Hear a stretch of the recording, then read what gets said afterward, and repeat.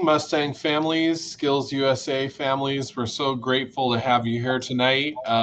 Thank you for joining us for this. Should be a fairly brief meeting tonight as you're logging on to learn a little bit about our Skills USA overnight field trip, several nights here to go to the state conference. I'm Ben Faubert, principal here at Mountain House High School. And there's not a whole lot I'm going to say right now. I'm going to toss it over to Mr. Gay. He's gone over some of this information with the students, but we want to get through all of it, make sure everybody knows what the expectations are before you go tomorrow. So take it away, Mr. Gay. All right. Thank you. Thanks all for being here. I'm really excited to do this. This is my first trip to state conference for Skills USA, so I'm looking forward to it. We've got just a couple of things here on some slides, kind of pulled some of the most important information out of the travel packet that I shared with you. Hopefully you all had a chance to see that. So what you're looking at here is our rough schedule. We are traveling Thursday. We're leaving at 9:30. We were just informed today that the drug dog will be coming to just make sure everyone's traveling smartly. And so students need to be ready for that at 8:30 on Thursday. So we'll be getting there about 8:15 Thursday morning to get ready for that. And then we'll be getting down to Ontario. And then you can see we have 2 days of competition with various events throughout the day. And then Sunday is our awards ceremony. Hopefully, we will have some gold medal and some state officers. They'll have some meetings that'll take us till about 12 p.m. on Sunday.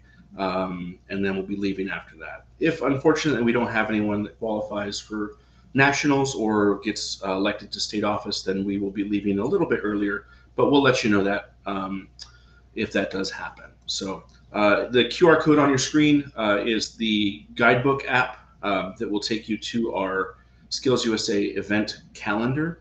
All the students should have that app and select their events on there. It's a great way to keep track of where you're supposed to be. It gives you notifications before your event so you can plan accordingly.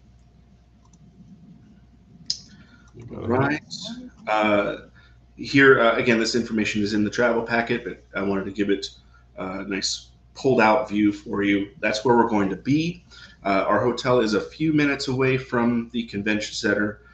It is a very nice hotel, though, so we're looking forward to that. And there will be shuttles that schedule throughout the weekend. So just a matter of planning, and we should be fine. Student responsibilities.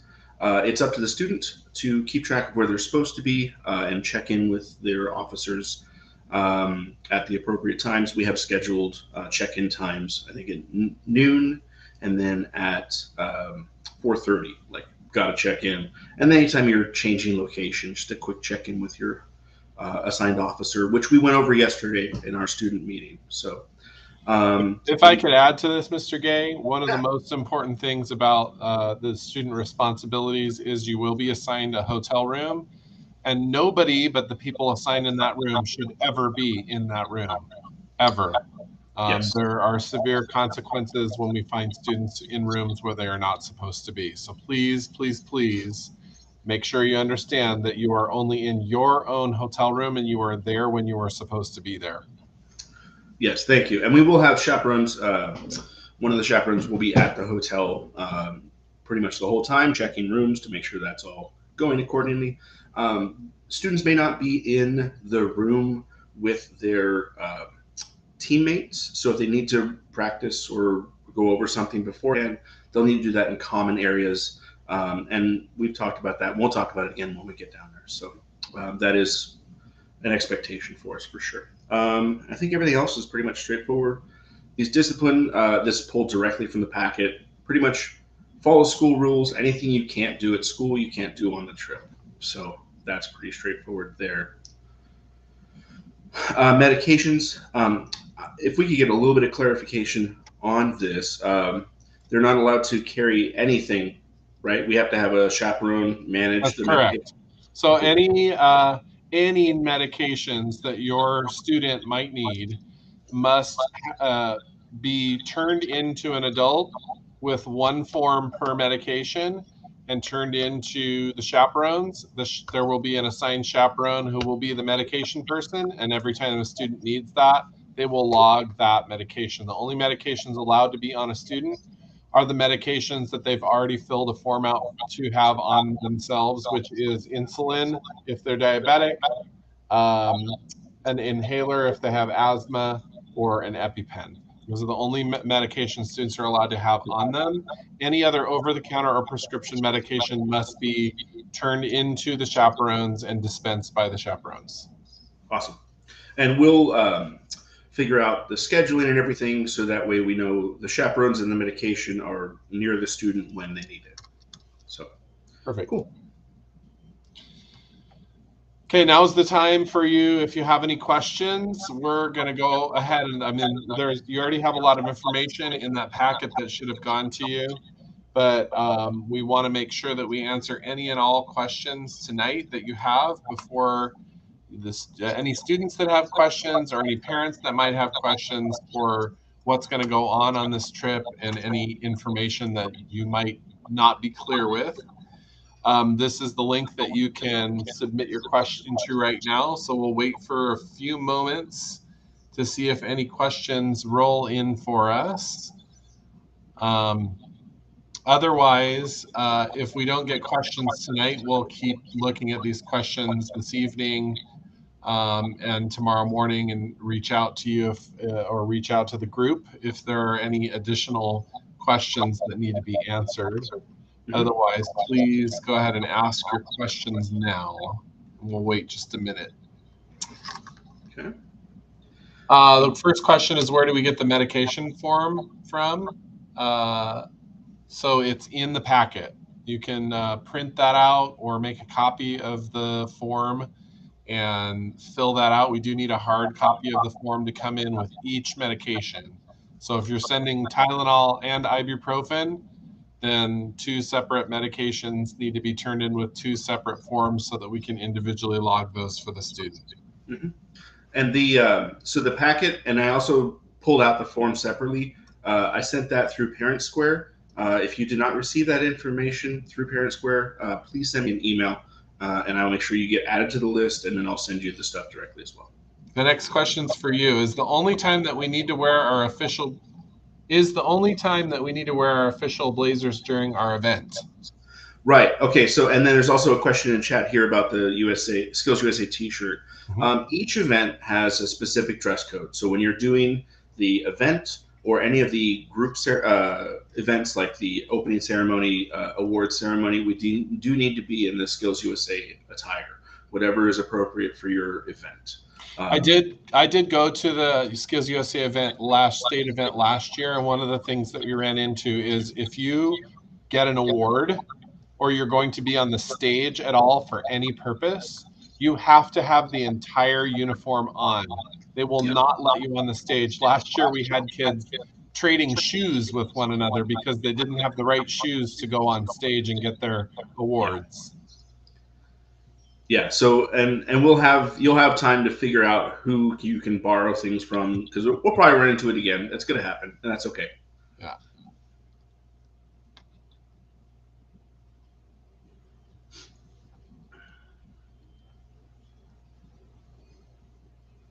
It doesn't look like the questions are pouring in. It looks like we've done an okay job of kind of letting you know everything that you need to know. Okay, here's some more. What happens if you don't have the official SkillsUSA T-shirt? So I know there's a point penalty if you're not wearing proper attire for your event. So that's the worst case scenario. You're just going to lose some points. That could be that difference between placing and just being there. So it is important to have that if you can. I believe there will be places to purchase. I don't know about the blazers, but you should be able to purchase stuff at the event. I don't know if you remember that from last year, Mr. Faubert. Yeah, there's some places where they do have stuff for purchase. The next question is, while we are not doing our events, can we wear normal clothes? Yeah, that was my plan as well. So you have some free time between your events. There's also like seminars and workshops and things. But anything that's official, like every member needs to be there, needs to be in the Skills USA attire. Otherwise, you can wear normal clothes. The next question is, I have the white button-up shirt and everything, but do I need the actual T-shirt? You'd have to look. Like I said, each competition is slightly different. It does list your competition attire. If it just says white button up, then you're good. I don't think you have to have both. It's just Yeah, I whatever. don't remember them having to have the actual T-shirt. It's Yeah, mostly the actual uniform is what you need. yeah. So you're welcome to get the shirt. I'm probably gonna get one myself, but Yeah. unless it asks for that specifically, you don't need it. Will each room have a chaperone, or is it organized by the officers that are responsible for you? So we will have, yeah, each room is going to have a chaperone that's going to go check. Um, and so there's three of us, and so we'll just divvy up the rooms evenly and make sure we're checking. Um, and it's Miss Larson, Mr. Blackburn, and myself. So we'll be able to handle checking all the rooms in the morning and before we go to bed as well. Okay. There's a lot of questions they keep asking about the actual T-shirt, Okay. and whether they need to wear things outside of the competition. You can just wear street clothes when you're not Yeah. in the competition, so don't worry about that. Do girls have to wear skirts like pencil skirts or anything, or can they wear suit pants? I would imagine pants are fine. Yeah, I don't think there's any like strictly gendered things. It should list what your options are. Yep. If you did not receive or haven't looked at the contest guidelines, you can go to the Skills USA California website and go to the state conference site, and they'll list all the technical standards and what you need to wear and everything. It's interesting. What are the history of past trends? How many have reached national level last year? We had quite a few students move on to the national level last year, and we had a couple of state officers as well. So, Yeah, it looks like there's someone's kind of handling. okay, got it. Yeah, so thank you for that. Who's typing in chat? How you're carrying your projects. I mean, that's going to be upon you to figure out. We do have a shuttle, so you'll want to make sure that it can get into the shuttle and off the shuttle. I would plan on bringing some bags or some sort of case that you can carry what you need in. There will be a lot of kids bringing stuff onto the shuttles and things with them. This is a big, huge. There's thousands of students here, so the area and the shuttles will know that there's stuff like that going on. So I wouldn't Yeah. worry about that. After the dog sniffing thing in the morning, are we allowed to go back to class to finish some work or no? I would say no. Yeah, because I don't know how long it's going to take. Yeah, you're logged. You're out of class for the day. Once you are there to check in, you're there. You're on a field trip. You're not going to your classes tomorrow. And it takes about the asked question is, how long does it take for the shuttle to go from the hotel to the competition location? So we are about 15 minutes away from the convention center. So figure probably 20 to 30 minutes, like max. Give yourself time. It's every 30 to 45 minutes there will be a shuttle. So give yourself like an hour before your competition, just to be safe. And you're always welcome to go earlier. There's stuff to do before and after your event. So.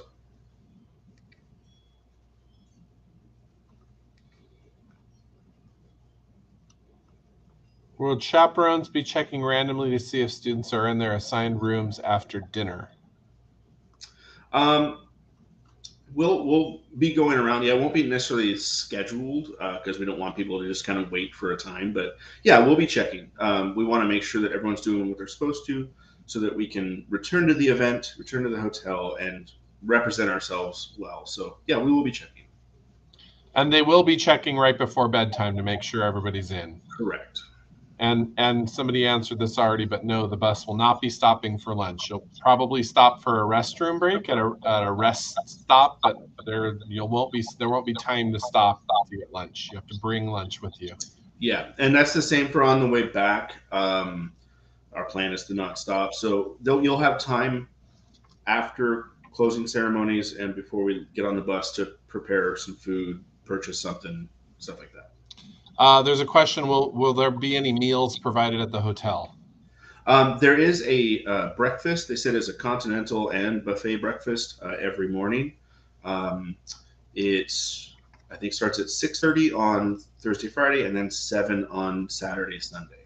So there is breakfast. There's also food like right nearby, and then the only other meal that's provided by the event is on Friday night, which is the social event. We'll get a meal voucher to eat there with everyone else. How long will the bus ride be?